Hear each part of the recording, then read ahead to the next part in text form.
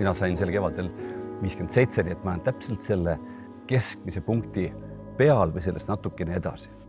Ja miks ma selle peale mõelnud olen, on see, et kuna ise hakkad jõudma mingisugustesse etappidesse, mingitesse vanustesse, elus juhtuvad sündmused, eks ole, meist sõltumata ja ka meie enda kujundatud, siis tekib mingisugune teistsugune vaade.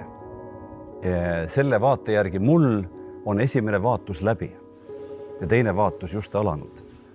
Ja ma olen varem selle peale väga vähe mõelnud, sellepärast, et ikkagi nagu lood ja panustad ja arened ja arendad ja teed, eks ole.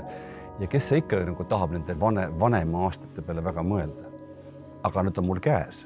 Nüüd, kui ma peaksin andma hinnangu oma elu esimesele vaatusele, siis ma võiksin öelda, et ma loodan, et vaatajad saalist ära ei läinud poole pealt.